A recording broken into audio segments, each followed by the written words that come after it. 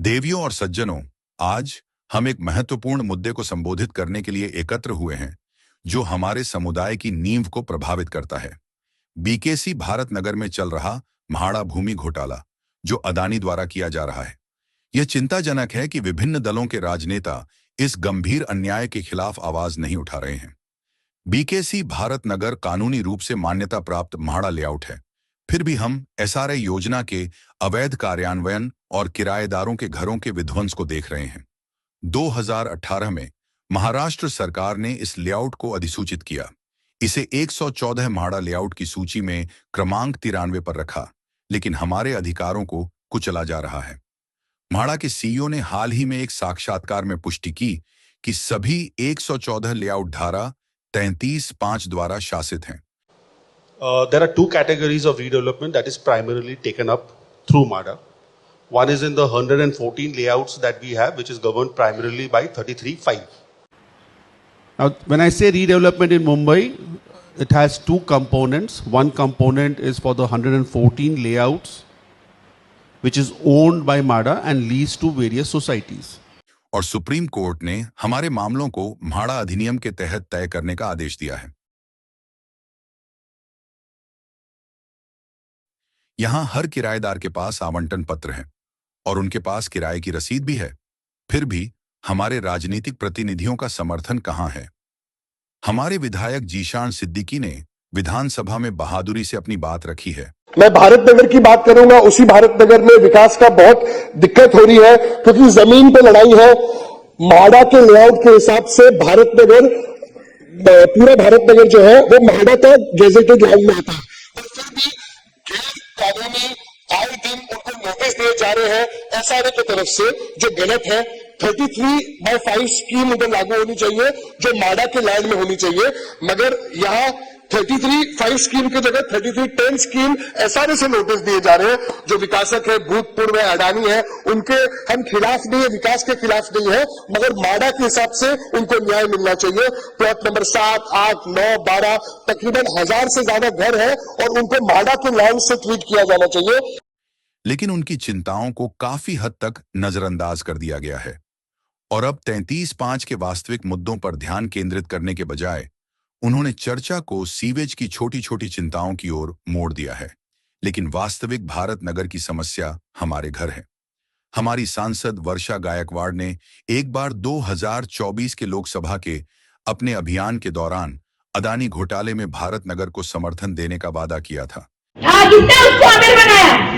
आज मुंबई के हर बड़ी जगह पे उसकी नजर, आज मुंबई के बड़े बड़े प्रोजेक्ट पे उसकी नजर, अबुजा नगर, धारावी, सरदार नगर, तुरंत MHRDC आपकी, इंडिया एयरलाइंस की, हमारी एयर इंडिया की कॉलोनी, इतना भारत नगर, कोई बात नहीं। वर्षा गायकवाड़ आइए, जलने के लिए हमें एक ही सिखाया है, जनता सबसे बड़ी है। जनता जो कहे वो जनता का सेवक बनकर हमें काम करना है। हमारे लेकिन जीतने के बाद उन्होंने अपना ध्यान धारावी के अन्य मामलों पर केंद्रित कर दिया। हाल ही में एक साक्षात्कार में जब उनसे इस बारे में सवाल किया गया, तो उन्होंने इसकी जिम्मेदारी मुख्यमंत्री पर डाल दी। मैडम, बहुत खास सवाल। जिस सरजमीन पे आप खड़ी हो वहाँ के मसले हैं 33(5) के, जो हमारे चैनल के माध्यम से हर बार आपके सामने रखा गया है, लेकिन इस पे कोई कार्रवाई नहीं हो रही है। एसआरए यहाँ पे अपना स्कैम चला रहा है, म्हाडा करप्ट है, इस बारे में आप संज्ञान क्यों नहीं लेती? देखिए, जब तक आपको पता है कि संज्ञान, मुझे मालूम है कि ये जमीन जो है उसमें हाईकोर्ट का, मैंने इनको बीच में भी बोला था कि जितने भी पेपर है वो पेपर हमारे सामने लाके आए, क्योंकि हाईकोर्ट का कुछ ऑर्डर है जो उनका कहना है। अब उसके ऊपर या तो हमें जाना पड़ेगा अगले अदालत में, या तो हमको उसके ऊपर सोल्यूशन निकालना पड़ेगा। बिल्कुल इनका कहना यह है कि 33(5) के अंतर्गत जो है म्हाडा के अंतर्गत प्रॉपर्टी आती है, उनका कहना है कि एसआरए के अंतर्गत आती है। इसको कहीं ना कहीं सुलझाने के लिए मुख्यमंत्री जी का पास टाइम होना चाहिए ना।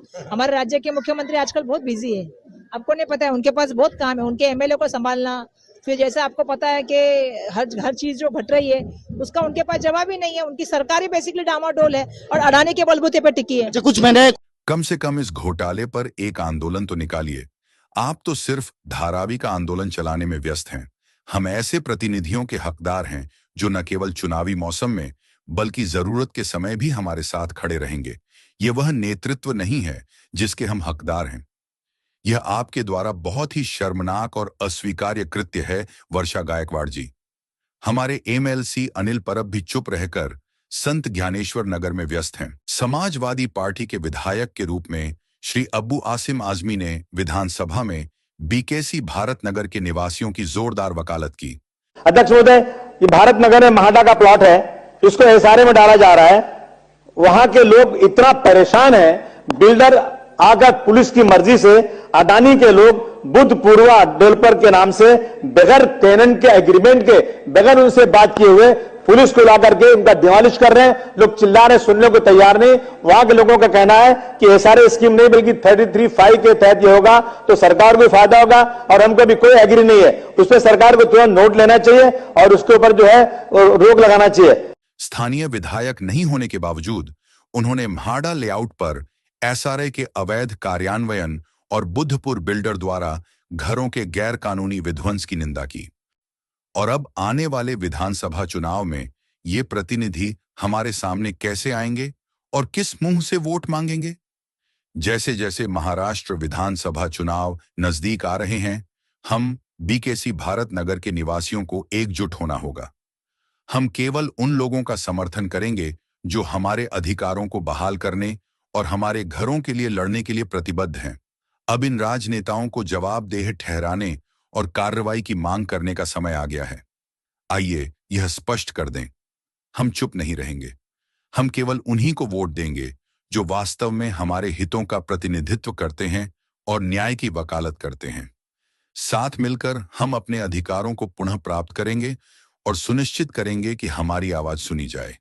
हमें अपना अधिकार 33(5)